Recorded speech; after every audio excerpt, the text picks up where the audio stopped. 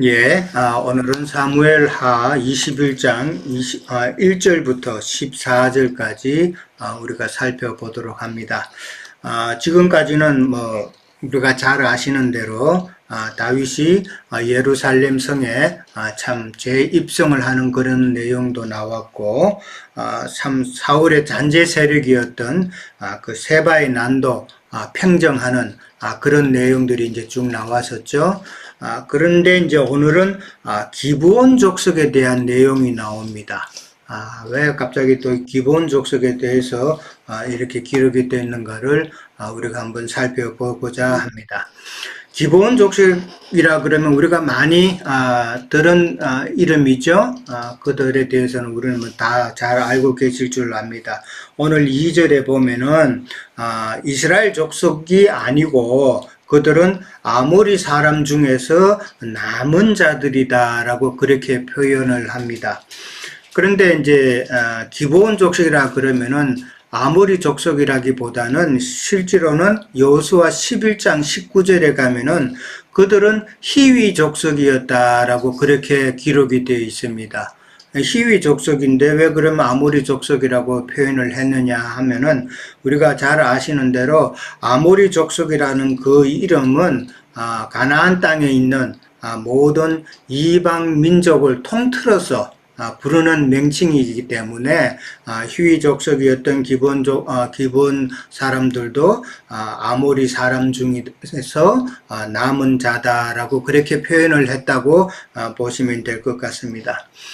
우리가 잘 아시는 대로 이제 여호수아 9장에 가면은 이제 여호수아 때 화친을 이제 맹약하고 여호와의 단을 위해서 나무도 패고 물 깃는 자들이 되어 가지고 이스라엘 백성들과 함께 살게 된 자들이었다라는 것은 우리가 너무나도 잘 알죠. 그들은 혈통적으로는 이방인이었지만은 그러나 영적으로는 하나님의 백성이었다라는 그런 의미가 되겠죠. 하나님의 백성이었기 때문에 다윗의 왕국에서도 살 수 있는 살 자격이 있는 그런 자다라는 것을 우리가 생각해 볼 수가 있겠습니다. 자, 오늘 이제 1절에 가면은 제 3년 연속해서 다윗의 시대에 해를 거듭하여 3년 연속으로 기근이 있었다라고 그렇게 설명이 되어 있습니다. 2절에 가면은 1절 그 후반에 가면은 기근이 있은 이유는 사울과 그의 가문이 기브온 사람들을 참 죽였기 때문이다라고 그렇게 설명이 되어 있습니다. 그러니까 어떻게 보면은 지금 사울 왕가의 잘못으로 인해서 지금 다윗이 지금 피해를 입고 있는 상황이 되어버린 것이죠.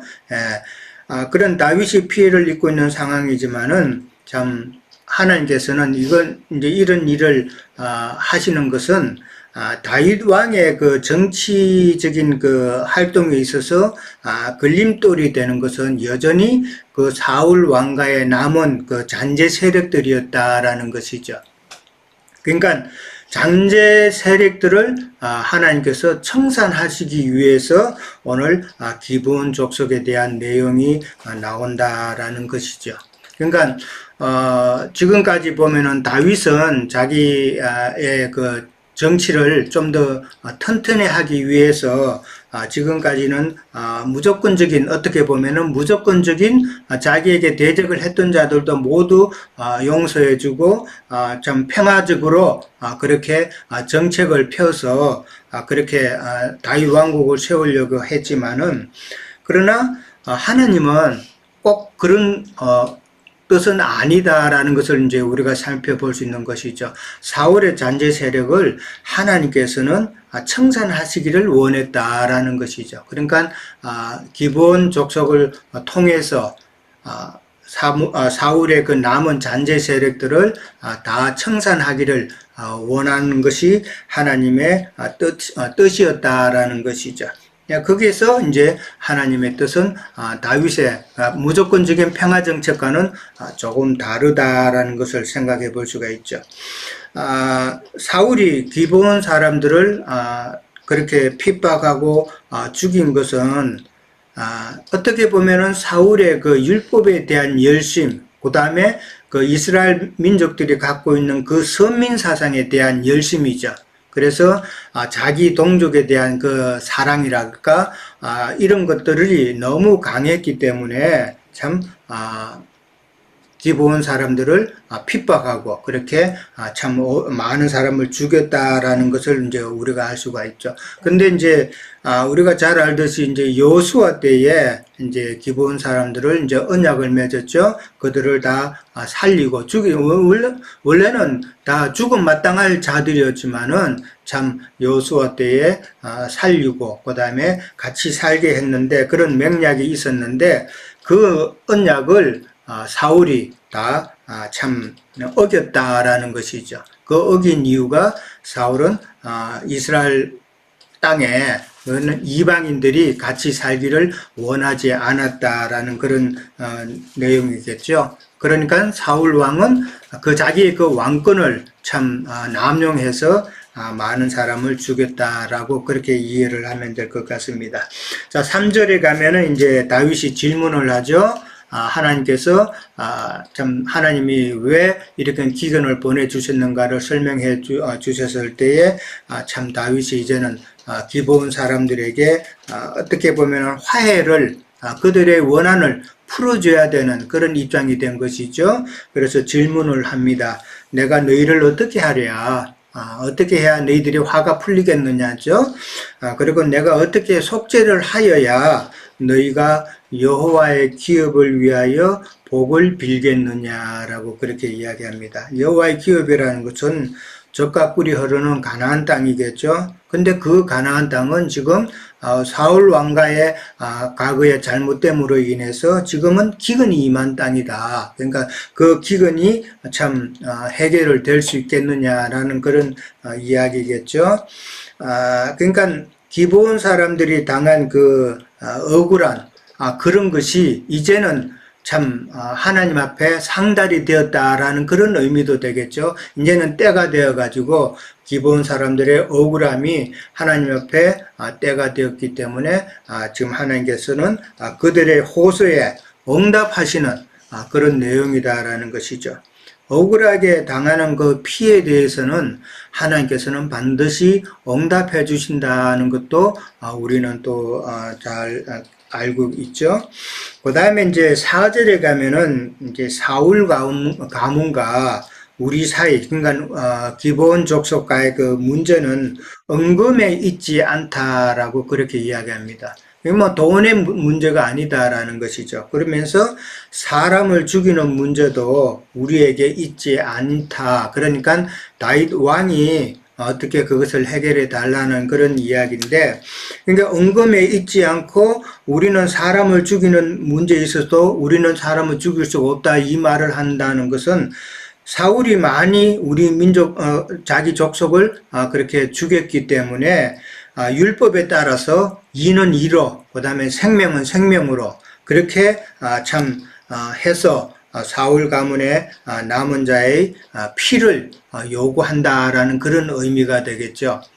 그만큼 기브온 사람들도 참 많은 어려움을 겪었기 때문에 한이 많이 맺혔다라고 볼 수 있겠죠. 그럴 때에 이제 다윗이 그러면은 이제 왕이 그렇게 시행하겠다고 이야기를 합니다. 그러면서 기브온 사람들이 참 말하기를 사울이 우리를 학살하였고 우리를 멸하고 그 다음에 이스라엘 영토에 머물지 못하게 모해했던 그렇게 해하려고 했던 그런 사람들의 자손 7을 내달라고 그렇게 요구를 합니다. 사울이 기브온 사람들을 학살을 했다고 그랬죠. 그 다음에 멸하려고 그랬다고 그랬죠. 그 다음에 이스라엘 영토에 머물지 못하게 했다라는 말은 참 사울 왕의 어떻게 보면은 이스라엘 땅에서 자기 민족만 선민 사상을 가지고 참 율법을 지키는 그런 종교적인 그런 열심을 가졌던 자다라는 것을 이제 보게 되는 것이죠. 신약에 오면은 우리가 잘 알듯이 그 또 사울이 있죠. 이제 바울이 되었던 그 사울이 또 그 한 행적이 보면은 지금 사울 왕의 행적, 사울 왕이 기브온 족속들에게 한 행적하고 지금 똑같죠? 그도 주의 이름을 부르는 자, 주의 도를 따르는 자를 따라가서 어디든지 따라가서 그 자들을 잡아서 참 핍박을 하는 그런 모습이 결국은 사울도 자기의 그 종교성, 종교적인 열심 때문에 그런 일을 했다라는 것이죠. 그거하고 지금 똑같은 그런 모습을 우리가 볼 수가 있고, 뭐 초대교회 때 그 사울뿐만 아니라 그 이후에도 우리가 잘 알듯이 중세 시대에 참 그 칼빈주의에 의해서, 칼빈의 교리에 의해서 죽은 자들이 또 많이 있다는 걸 너무나도 잘 알잖아요. 그들도 마찬가지로 지금 똑같이 사울과 또 신약시대의 사울과 율법에 따라서 행하는 그런 모든 그 종교적인 열심에 의해서 행했던 것과 같다라는 것이죠.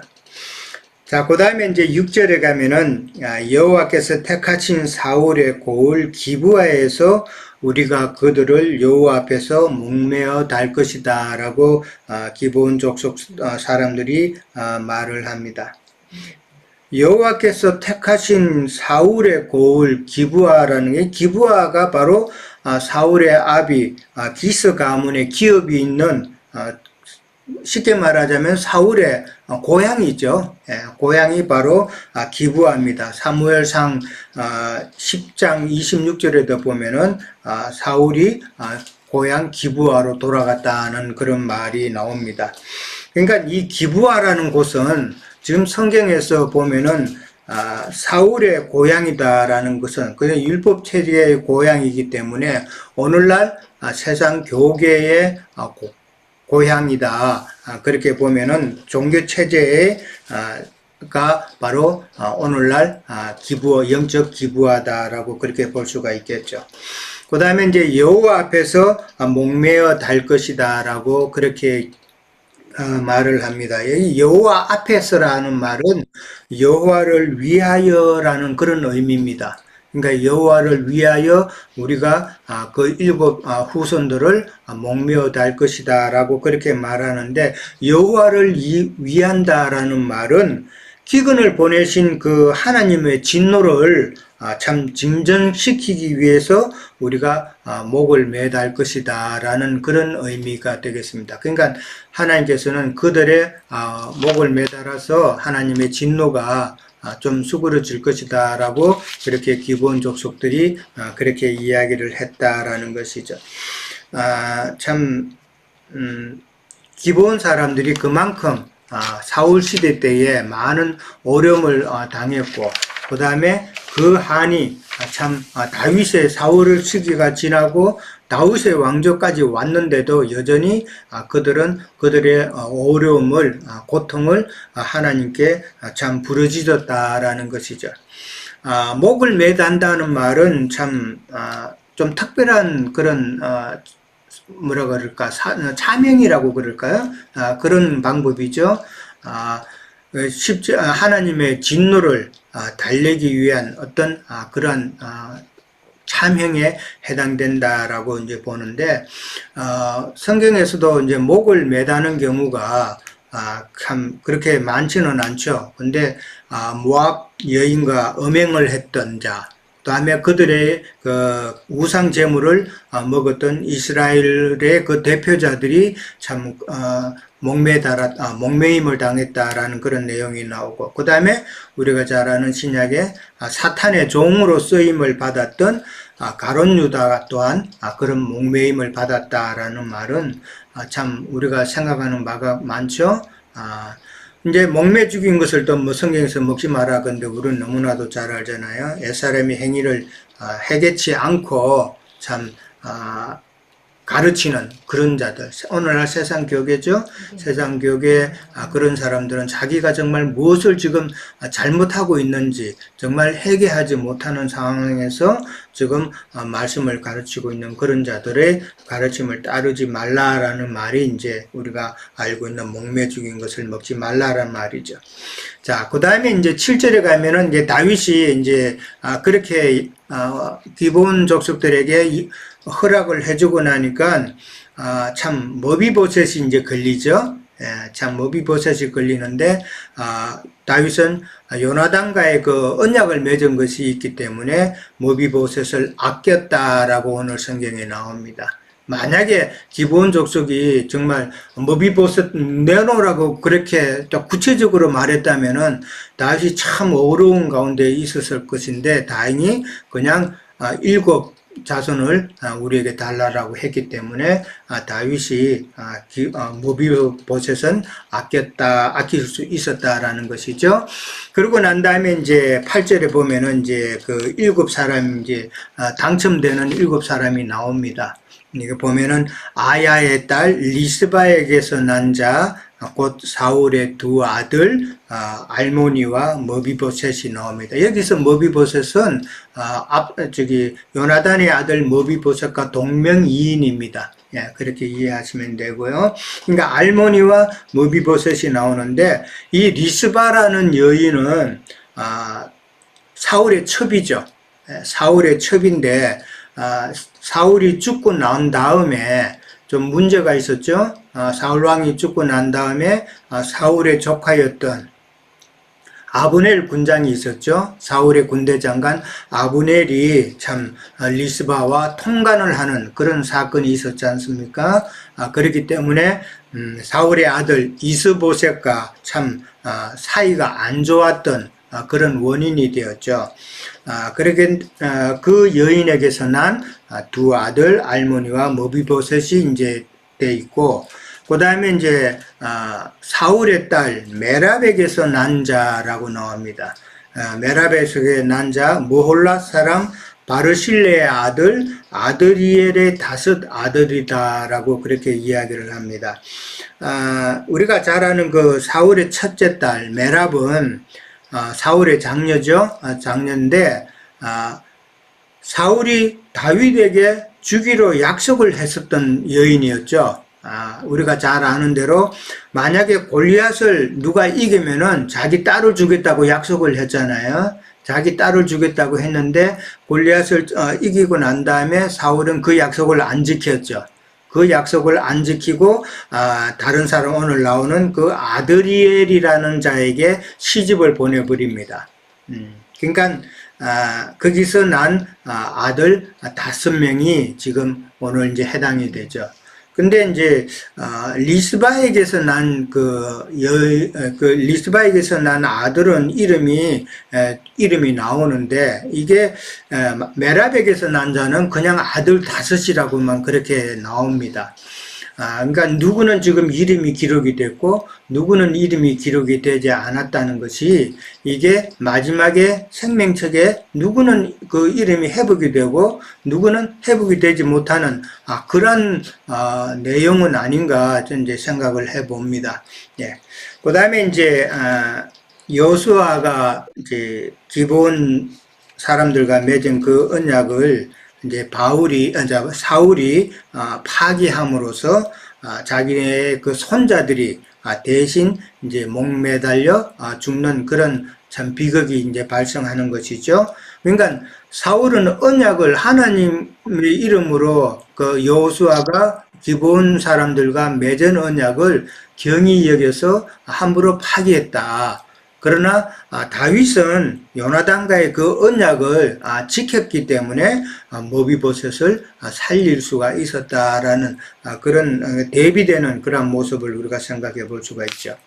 이제 9절에 가면 기본 사람의 손에 이제 넘기니 그들이 7 자손들을 산 위에서 여호와 앞에 목매어 달았다라고 그랬습니다. 7 자손은 이제 우리가 생각해 볼 때는 큰 음녀의 7 머리로 그렇게 또 생각해 볼 수 있을 것 같고, 여기 산 위에서라고 그랬는데 기브아에 있는 산이죠. 그러니까 기본은 아까 말씀드리기를 뭐 종교 체계라 그랬는데 종교 체제 안에 있는 뭐 예배당 뭐 이런 것으로 이제 생각해 볼 수가 있고, 구약에서는 뭐 에스산으로 그렇게 나와 있고, 신약에는 참 시온산과 대비되는 그런 산인데 여호와 앞에 목매어 달았다라고 그렇게 나옵니다.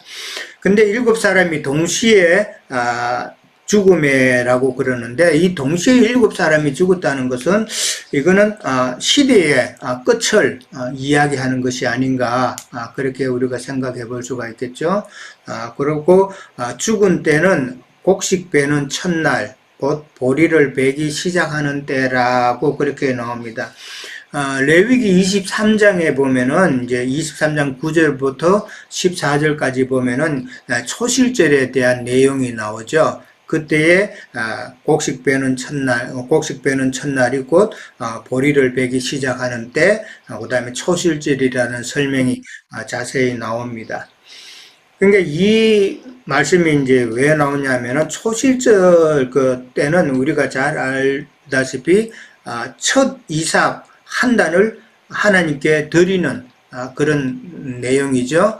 그러니까 첫 이삭 한 단을 하나님께 드리는데 지금 초실절 때에 일곱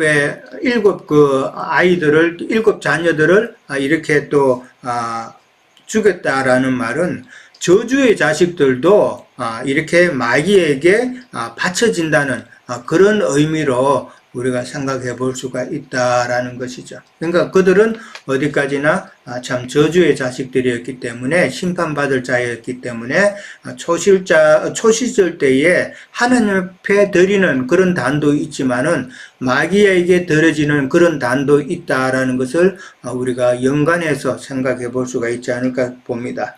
그 다음에 이제 10절에서 14절까지 가면은 아야의 딸 아까 나왔던 그 리스바가 참 굵은 배를 가져다가 바위 위에 펴고 곡식 베기 시작할 때부터 하늘에서 비가 시체에 쏟아지기까지 그 시체에 낮에는 새가 앉지 못하도록 하고 밤에는 들짐승이 참 해하지 못하도록 그렇게 했다라고 그렇게 나옵니다.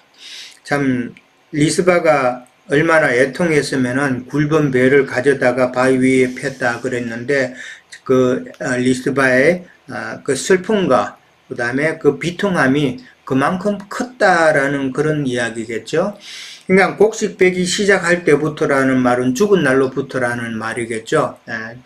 그때 이제 죽은 날이 이제 초실절이었다고 그랬으니까 죽은 날로부터 하늘에서 비가 시체에 쏟아지기까지, 그러니까 지금 아직까지는 비가 안 쏟아진 상태죠. 그러니까 지금 이 리스바라는 여인은 하늘에서 비가 쏟아진다는 말은 하나님의 은혜죠. 은혜를 간구했다라는 이야기죠.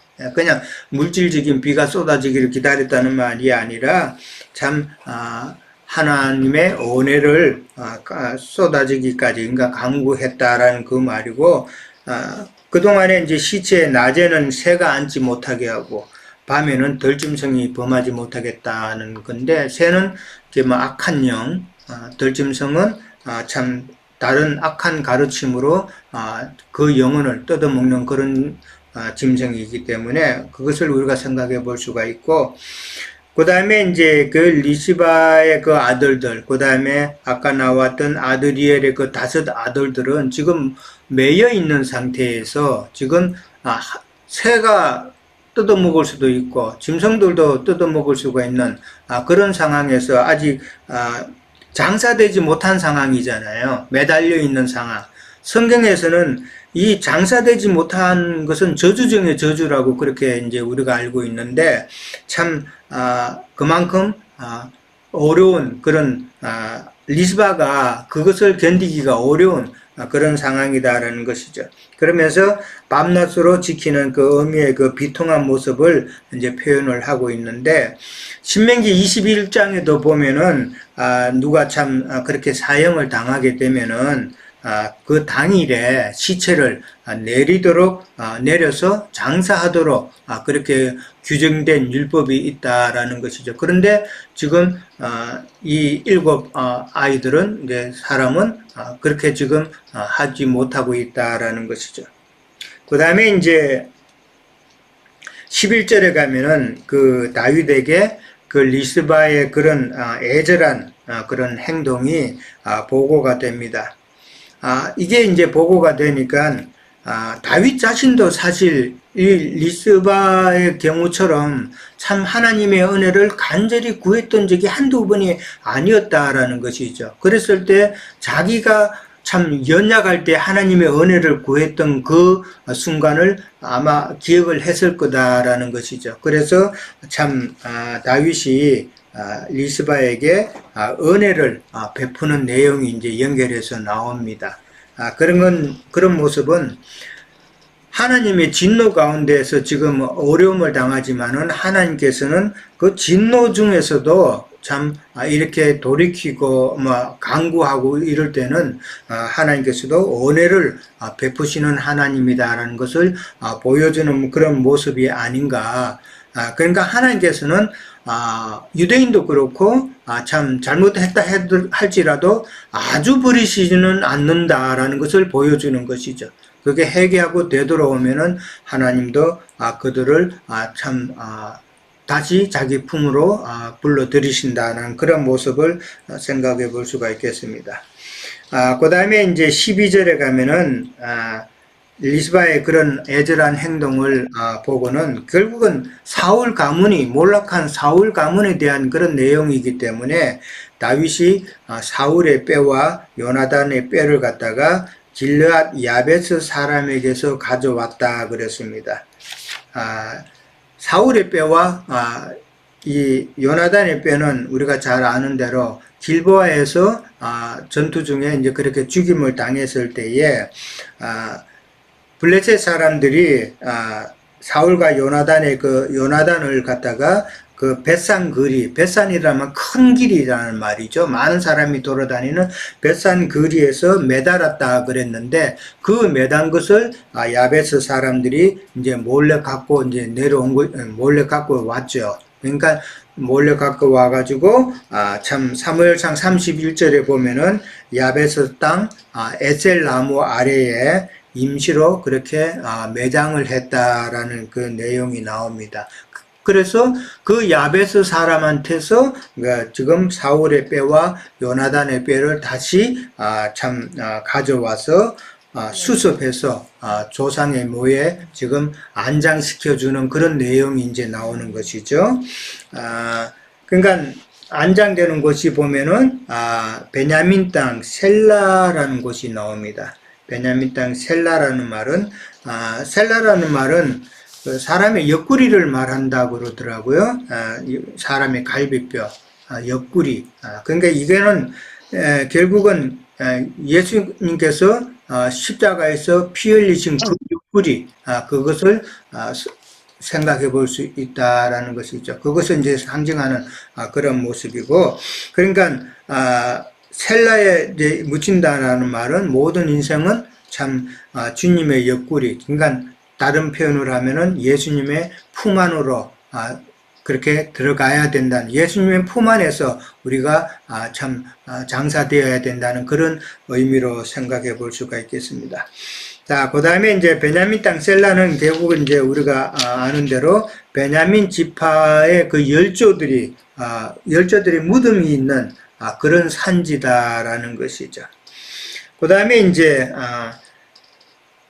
사울의 뼈와 요나단의 그 뼈와 합쳐서 이제 7사람의 그 뼈가 같이 이제 조상의 열조의 무덤에 합장이 되었다라는 말인데, 임시로 그 장사 지냈던 그 야베스 사람들의 그 땅에 임시로 장사 지냈다라는 것은 그거는 이제 사후세계에서 기다리는 그런 모습이다라고 보고, 그 다음에 합장해서 이제 열조에게 돌아갔다라는 말은 나중에 시간이 지난 후에 우리가 천년왕국 그걸 다 알고 있죠. 참 생명체계 회복이 되어 가지고 하나님의 나라 백성이 되는 그런 모습인데, 아까도 이제 두 사람은 이름이 있고, 그 다음에 나머지 다섯 사람은 이름이 없다는 것이 바로 여기에서 누구는 생명적인 회복이 되고, 누구는 회복이 되지 못하는 그런 것을 보여주는 것이 아닌가, 저는 또 그렇게 생각을 해봤는데, 또 다른 말씀이 있으시면 해주시면 되겠습니다. 그러고 난 다음에 이제 그 후에 하나님이 그 땅을 위한 기도를 들으셨다라고 그렇게 나옵니다. 그 말은 기근의 재앙이 이제는 없어졌다. 그런 의미가 되겠습니다. 자, 저는 여기까지 하도록 하겠습니다. 자, 그 다음에 비령제님 지금 하면 예 준비되셨나요? 예, 아니면 홍영재님 먼저 하시겠어요? 예, 네, 그 다음에 이어주시기 바랍니다. 예, 예, 예, 제가 하겠습니다. 예, 카메라가 바뀌어가지고, 예, 예, 짧게 하겠습니다.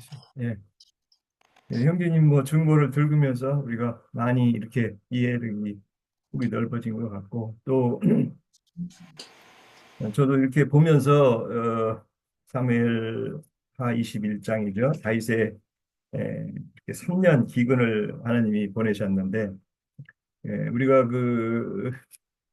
저는 이제 시골에 살 때 저희 그 돈들이 그 좀 산 골짜기에 좀 있었어요. 그래서 그걸 천수답이라고 그러는데 비가 와야 농사를 짓는다는 거죠. 비가 안 오면 뭐 예, 물이 이렇게 안 되니까 그래서 천수답이라고 그랬는데 우리 주님 앞에 신앙하는 자들은 사실 뭐 천수답들이죠. 다 하나님이 주시는 은혜에 의지하지 않고는 예, 우리가 은혜 안에서 어떤 신앙의 여정을 표대를 이끌어갈 수가 없다는 거죠. 그래서 다윗을 이렇게 말년이 가까워 있는데도 이렇게 끝까지 은혜로 교훈하시고 또 어떤 다윗의 어떤 이런 치리를 이렇게 할 수 있도록 해안을 주신 것이 다윗에게는 참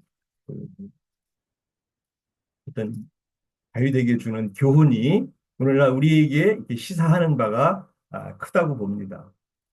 뭐 형제님 그 마태복음 입장에서 얘기했지만 어떤 진리 안에서 이렇게 오래 가다 보면 어떤 고정관념이 와서 이렇게 자꾸 다른 생각이 들고 교만으로 가고 여러 가지가 흐트러지는 그런 상황이 오고 잘못되면 표대를 잃어버리는 그런 상황이 되는데도 다윗에게는 여러 가지 그런 환경과 여건을 통해서 이렇게 또 대비하기 위해서 그전 사울 왕가의 이런 사울 왕의 그 아까 형제님도 증거하셨지만 지나친 열심, 종교적인 열심으로 이렇게 기부온 민족을 뭐 여기에서 보면은 에, 학살했다고 그러는데 이 학살한 것들이 정말 얼마나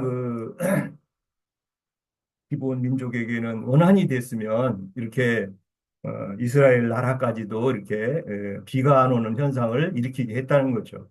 그래서 다윗에게 이렇게 이런 것들을 알게 해서 참으로 모든 그런 우리가 그 현장 상황을 통해서 어떤 그 교육을 한다고 그러는데 우리 진리의 신앙 여정에 가는 사람들은 늘 어떤 대비되는 이런 상황을 가지고 우리가 반추해서 신앙 여정에 틀어지질 않도록을 교훈하시는 주님을 봅니다.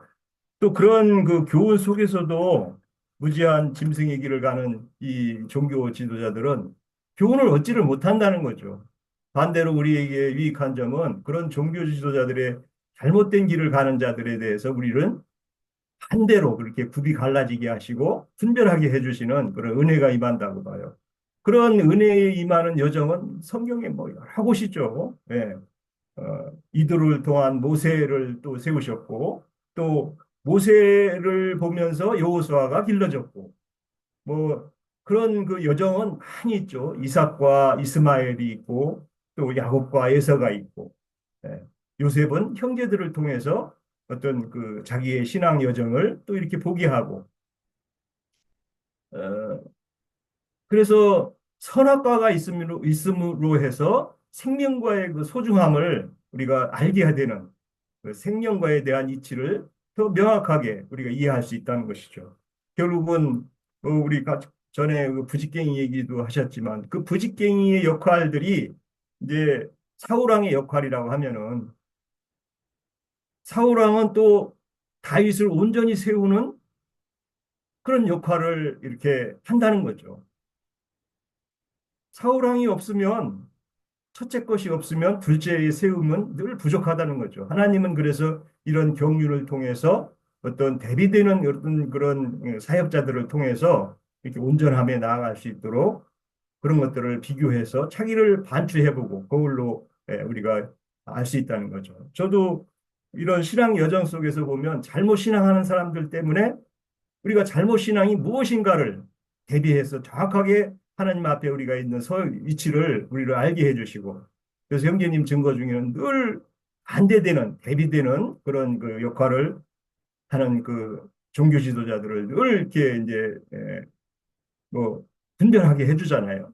이 계시록에 가면은 뭐 일곱 머리들이죠. 아까 얘기했듯이 일곱 그 남편들이라고도 하는데 일본 머리들이 그런 역할로 그런 심판으로 귀결되고 결정되는 것들을 요한 서신을 통해서 요한을 통해서 여러 가지 그런 에, 신앙의 여정에서의 그런 잘못된 악인의 길들을 우리에게 이렇게 알려주시고 악인의 길을 그런 길이 없다고 하면은 우리가 옳은 길만 다 가는 사람들만 다 있다고 하면은 옳은 길이 뭔지도 잘 모를 거예요. 그래서 다윗을 통해서 이렇게 여러 가지 그런 과정과 여정 속에서 23장에 가면은 다윗의 정말 그 응? 22장이죠. 22장. 여호와는 나의 반석이시오 나의 요새시오 나를 위하여 나를 건지시는 자다. 이렇게 고백을 하는 거죠. 여러 가지 그런 상황 속에서도 주님은 늘 은혜로 다윗을 지키시고 건지시고 이끌어 가시는 그런 모습들을 봅니다.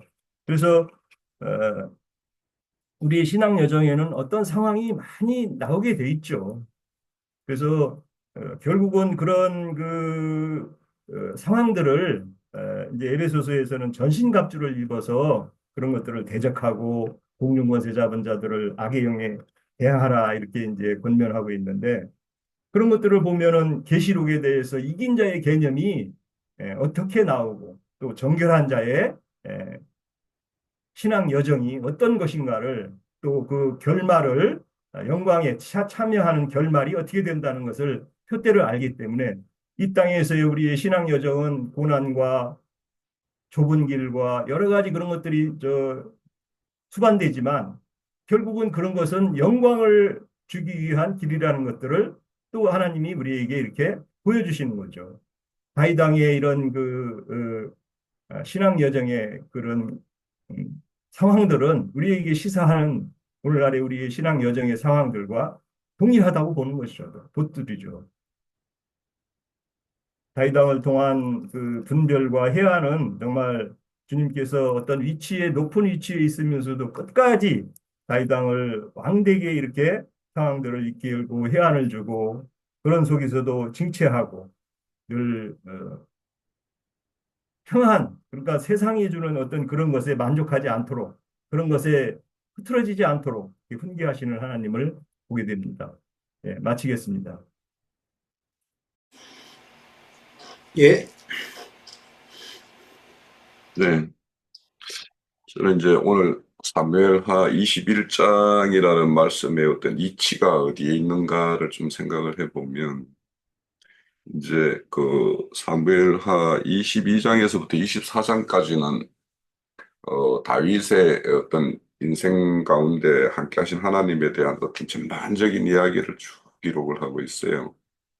그래서 그 대부분 이제 함께 하신 하나님에 대한 어떤 감사와 찬양으로 이렇게 채워지고 24장에 가면은 이제 최종적으로 다윗 왕국의 어떤 어, 성공기라고 할 수 있는 최종적인 어떤 결산이라고 할 수 있는 인구 조사하는 내용으로 이렇게 연결된단 말이죠.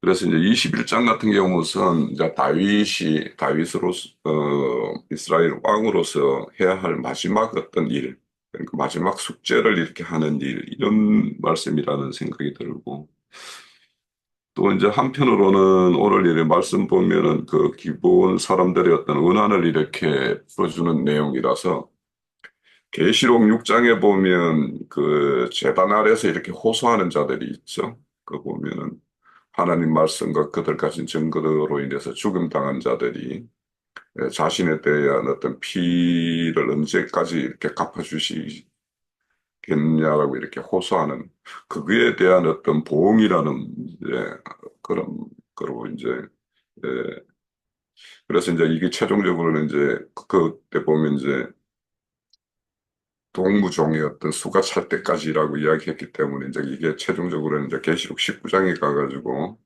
이렇게 이런 신원자들의 어떤 고소를 이렇게 들어주는 말씀인데 오늘은 이제 다윗이 기본 사람들이 그런 원한 사는 일 이게 이제 기본 사람들이 그러면 어디에서 이런 일을 당했을까 이걸 생각해 보면 저는 이제 그 사무엘상 22장에 가면 높 제사장들이 이렇게 한꺼번에 그 도액이 이렇게 사울에게 이렇게 어 고발해가지고 이렇게 다 이렇게 제사장들을 죽이는 일. 그때 그 기본 사람들이 그 해함을 많이 받았던 게 아닌가. 그러니까 그 높 제사장의 그 아히멜렉에 이렇게 시종하는 일을 이렇게 담당했던 사람들이 그렇게 되었던 것이 아닌가 생각이 되어져요. 그래서 우리가 기본 사랑하면 이제 형제님 전것대로 요수와 9장에 보면 먼 데서 온 것처럼 이렇게 쪼개가지고 여호수아와 이렇게 합친을 맺은 자들인데 그래서 오늘의 핵심은 이 언약이라는 단어 같아요.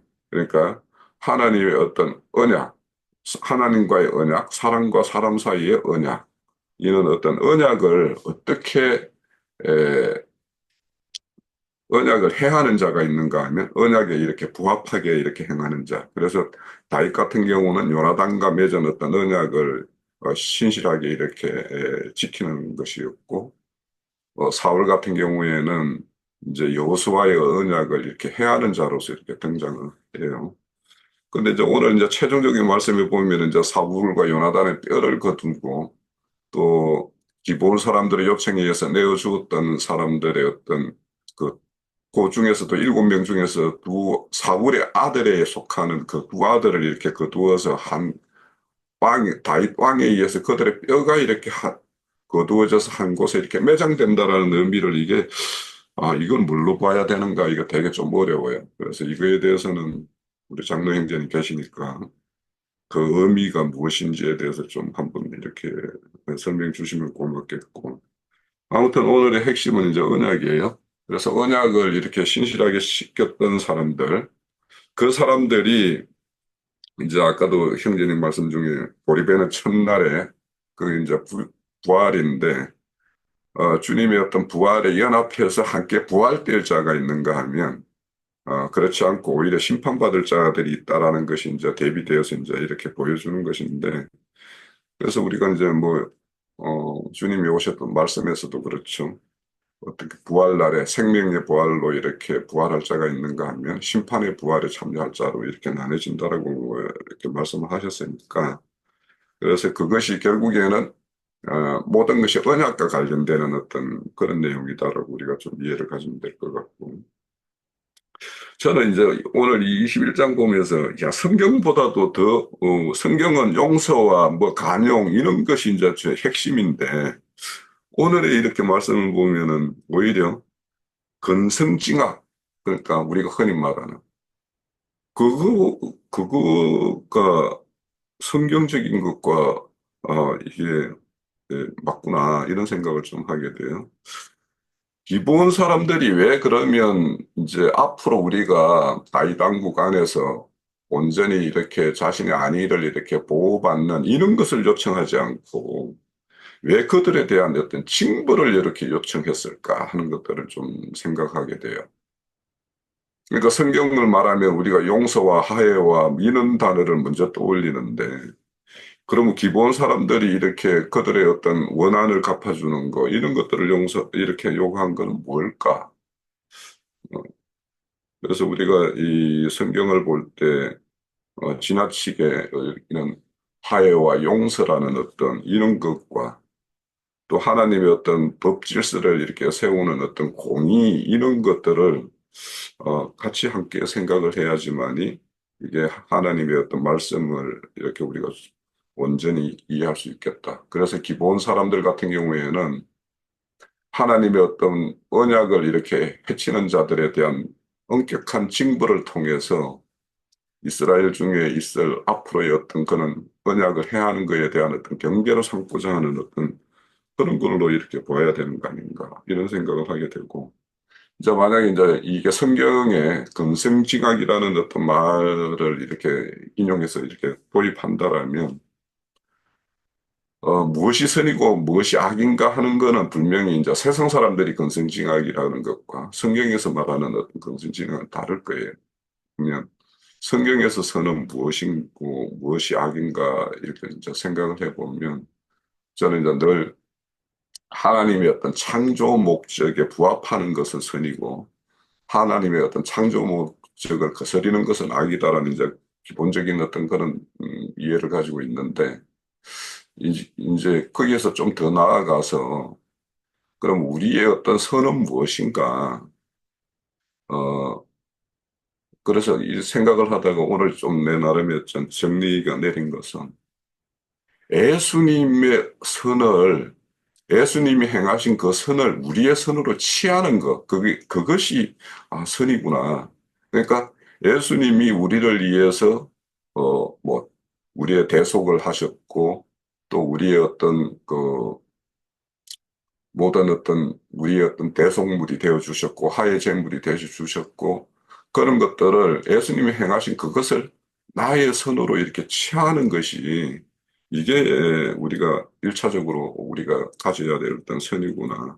그럼 그것을 가진 자로서의 어떤 살아가는 거는 이제 그 사람이 에, 선을 행하고 선으로 이렇게 행하는 어떤 의인의 길을 가는 것 이거는 이제 또 그 이후의 문제이고 그래서 오늘의 어떤 내용을 보면 기본 사람들의 어떤 그런 원함에 대해서 하나님의 어떤 응답이 다윗의 어떤 그 행함으로 이렇게 드러나는 것인데 우리가 이런 것을 보면서도 어, 무엇이 이 선인가 이거와 관계해서는 하나님의 언약과를 딱 이렇게 밀접시켜 가지고 하나님의 언약 가운데서 내가 행한다라면 그것이 하나님의 어떤 공의로서 이렇게 드러날 것이고 거기에 하나님의 어떤 정의와 공의를 행하는 것이 될 것이다 이런 생각을 합니다. 그래서 오늘 음, 다윗이 행하는 어떤 요나단과의 언약, 사울이 그 언약을 가벼이 여기는 것에 의해서 이렇게 징계받는 거 이런 것들 함께 생각해 보면서 제 정리 내용 마치고 아까 이 다윗과 요나단의 뼈와 이렇게 기본 사람들에 의해서 내어줬던 두 아들의 이렇게 거둔 다윗이 거두는 것에 대한 어떤 내용을 우리가 어떻게 이해해야 하는가? 만약에 이게 그들이 어떤 내어줬는데 어머니의 어떤 선함으로 어머니가 뭘 어떻게 했기 때문에 그들을 이렇게 거두었다. 뭐 이렇게 되면 죽은 사람 그 이후에 남은 후손들이 뭘 하면은 그 사람들도 구원이 되는 거 이렇게 이해할 수도 있을 것 같아서 이걸 어떻게 이해해야 되나? 예, 저 마칩니다. 예, 감사합니다. 우리 장로 형제님 아무래도 좀 하실 말씀이 많으실 것 같은데 해 주셔야 될 것 같습니다. 예, 음, 나는 이제 우리 그 형제들이 보는 것도 뭐그 틀렸다는 말이 아니라 그와 좀 다른 관점에서 이 말씀을 이제 보게 돼요. 왜냐하면 다윗이 자신의 그 젊은 날의 범죄 때문에 여러 가지의 그 어려운 문제들을 겪을 때는 연분연 비가 내리지 않아서 기근이 임한 적이 없어요. 근데 모든 문제가 다 이제 해결이 됐어요. 어쨌든 많은 우여곡절은 있었지만 압살롬의 반역도 평정이 됐고 아도니아의 반역도 평정이 되고 이렇게 다윗의 노년기에 들어오면 오히려 모든 것이 은혜가 더해야 될 텐데 왜 다윗이 그 모든 것이 최종적인 안정에 들어갔는데 오히려 연분연 3년을 연거푸 이렇게 기근이 엄습했을까? 이 말은 다윗의 나라에 그런 기근이 왔다는 것은 다윗의 심령에 은혜의 성령을 소멸했다 이제 그런 말인데 왕이 은혜가 충만하면 그 땅이 메마를 수가 없죠. 결국은 그 이스라엘 왕국의 대표자가 다윗이기 때문에 다윗의 심령 상태가 어떠냐라는 것을 이제 오늘 생각을 해보는 거예요. 5년 뒤에 다윗의 왕국에 임한 기근이라는 것의 의미는 무엇일까?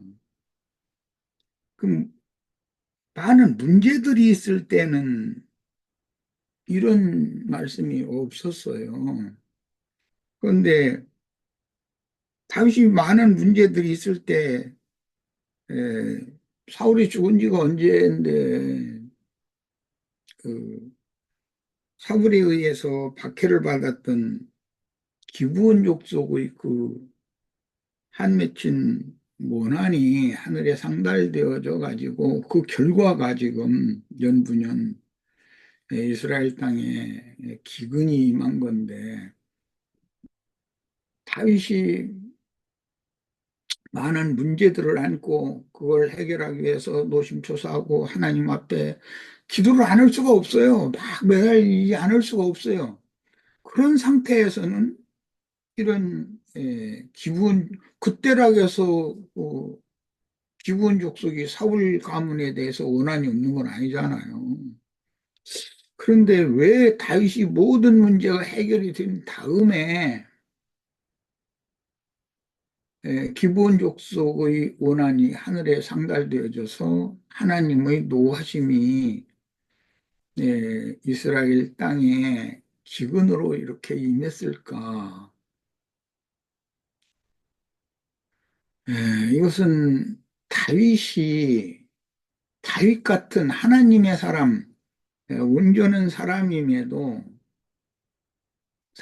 사람에게 하나님의 어떤 간섭하심 또는 꾸중이나 채찍질이 없는 상태에서는 그 누구라도 은혜의 성령을 소멸할 수 있겠다.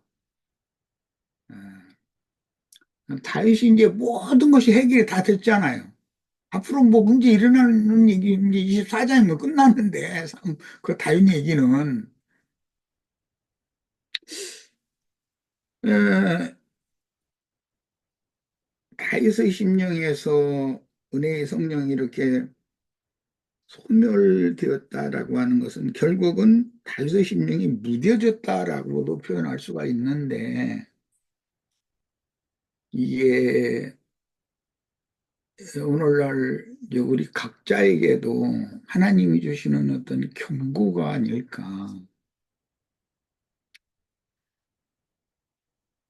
계속해서 어떤 해결해야만 하는 어떤 많은 문제들이 연거푸 이렇게 있을 때는 연분연 계속 이 어떤 외적인 어떤 문제로 다윗이 압박을 받을 때는 이런 기근이 없었어요. 그런데 모든 압박받던 일들이 해결을 다 하고 나니까 연분연 기근이 온단 말이에요. 그러면은 이런 것은 참 많은 걸 생각을 해봐야 되겠다. 그 생각을 해가면서 오늘 말씀을 드렸어요. 그래서 다윗의 안정기와 다윗의 지금 노쇠함을 육신적으로 노쇠했지만 다윗의 그 심령이 많이 쇠퇴한 상태가 아닐까.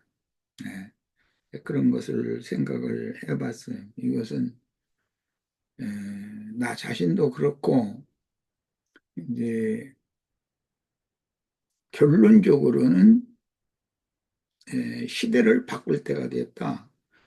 그 자식에게 위를 물려주고 물러날 때가 됐다라는 걸 지금 여기에서 암시를 미리 이렇게 해나가면서 이제 끝내는 거예요. 사무엘 하라는 건 다윗의 전개에 대해서 이제 끝내는 말씀으로 들어가는 중이다. 난 이렇게 봤습니다. 예. 그리고 뭐 홍영재가 얘기하는 뭐 꼭 구체적인 그런 질문 내용 그런 건 생각을 안 해봐서 내가 할 말이 없네. 예. 자식 잃은 그 애미의 심정이 어떨까라는 것도 당연히 우리는 사람이니까 생각을 해봐야죠. 예, 그 사울의 그 첩이었던 그 여자 이름이 누구였죠? 리스바? 예, 리스바. 리스바가 5 아들을 다윗에게 내줬잖아요. 리스바는 2 아들. 리스바의 2 아들인가? 예, 메랍이 5 아들. 메랍의 5 아들 이렇게 해서 어쨌든 국가의 공권력에 의해서 왕명에 의해서 자식을 내주고 자식의 죽음을 본인이 살아생전에 감당을 한다? 그거는 인간으로서는 그거보다 더 큰 애통이나 문제는 없죠. 우리 니나자매는 참여 안 했는데 얼마 전에 그런 애통한 일을 당하고 나더니 아직도 이게 좀 세월이 이야기라고 시간이 지났으니까 좀 저 박사님 자매 또 내가 쳐다보기가 좀 미안하네. 그런 경험은 가슴에 그게 인이 새겨지는 문제이기 때문에 그 자식들이 잘했냐 잘못했냐 좋은 사람이냐 나쁜 사람이냐 이것을 떠나서 자식을 잃은 그 애미의 심정 이것은 내가 말로 뭐라고 표현을 하기 굉장히 어려운 것 같아요. 그래서 홍영재 질문에 대해서는 내가 답변하기가 어려운. 또 영적인 어떤 의미는 있겠죠. 우리 지체들이 좀 많이 좀 생각을 해보시기 바래요. 예, 끝나셨습니까? 예. 예, 자, 그러면은, 다음번에는 이제 그 21장, 좀 마무리 부분 들어가고요. 그 다음에 22장에 넘어가서 좀 상당히 긴데, 한번 한 3번에 나누어야 되지 않을까 생각을 해봅니다. 그래서 다음 주는 21장 마무리하고 22장 한 10절 정도, 그렇게, 미리 그렇게 한번 보시면 좋겠습니다. 자, 그러면은, 자, 오늘은 여기서 마치도록 하겠습니다.